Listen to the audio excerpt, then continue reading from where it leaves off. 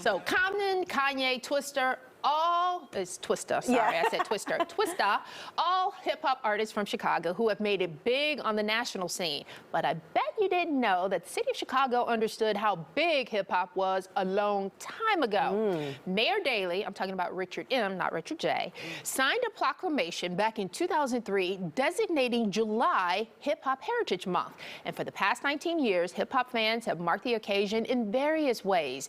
Now, there's a museum that celebrates all things hip-hop. Now what you hear is not a test, I'm rapping to the beat. And me, the groove, and my friends are gonna try to move your feet. You see, people overlook Chicago quite often, not just for hip-hop, but just things creatively in general. We wanted to represent something that we are part of. Daryl Artistic Roberts, Brian Gorman, and Carrico Kingdom Sanders are co-founders of the Chicago Hip Hop Heritage Museum. And we need, as Chicagoans, to see ourselves on these walls so that we can understand our contributions, because a lot of the things that we are seeing within our, especially our hip hop community, is the lack of appreciation.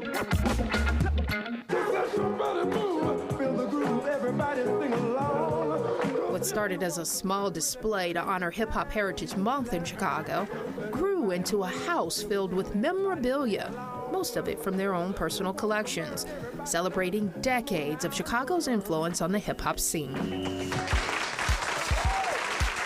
We believe that Soul Train, being that it started here in Chicago, it was on GN, which was a nationwide station at the time, and sent it all across the nation, that's where black people got their soul from. So hip-hop isn't a style of music? No, it's a lifestyle.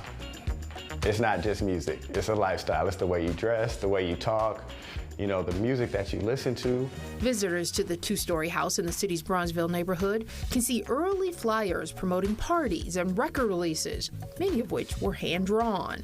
There are turntables, cassette tapes, even 8-tracks, gym shoes, clothing, photos, and a memorial wall paying tribute to the pioneers and artists who have passed. But most importantly, visitors get a hip-hop history lesson from the Chicago perspective.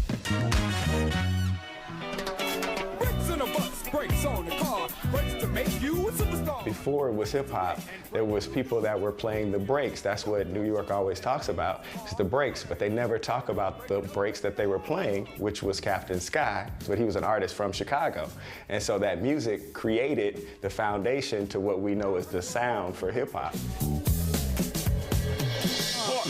It's Kingdom Cold like the symbol telling all your girls you did me, but my name ain't Mike, so I don't remember. Carrico, also known as MC Kingdom Rock, grew up in the 70s and 80s. He saw hip-hop as a way to express himself without resorting to violence. Hip-hop saved my life. I was angry, and hip-hop gave me an outlet. It was considered a fad or a fade, it was going to disappear. And it didn't, and we're here, still here. And we want to show that it's still here. Daryl, also known as Artistic, is a graffiti artist who was heavily influenced by graffiti writers from New York and Philly.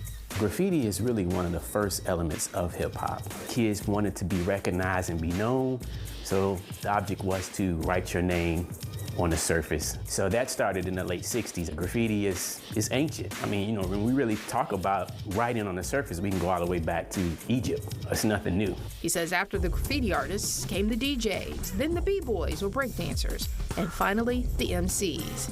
It's the culture, it's everything progressive in urban America to unify us all together. And we do it through dance, we do it through word and art and poetry.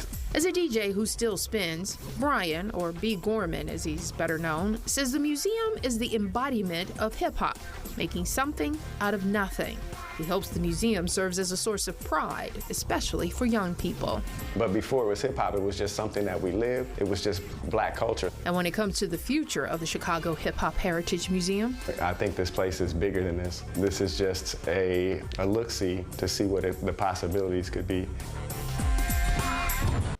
All right, to visit the museum, you have to make an appointment on their website or Facebook page, Chicago Hip Hop Heritage Museum. I love that. Yeah. So a lot of people may recognize in the memorial wall. My brother was up there. Yeah, he was a DJ and influential in the scene. And when I went to the museum, I had no idea. And they said, "How did you find out about the museum?" And I said, "Oh, I read an article about it." And they said, "Oh." And they got real quiet. And I said, "Well, why are you being so quiet?" And they said, "Well, we thought it was because of your brother." And I said, "What?" And they took me upstairs, and there he was on the memorial wall. So that is a source of pride for my family.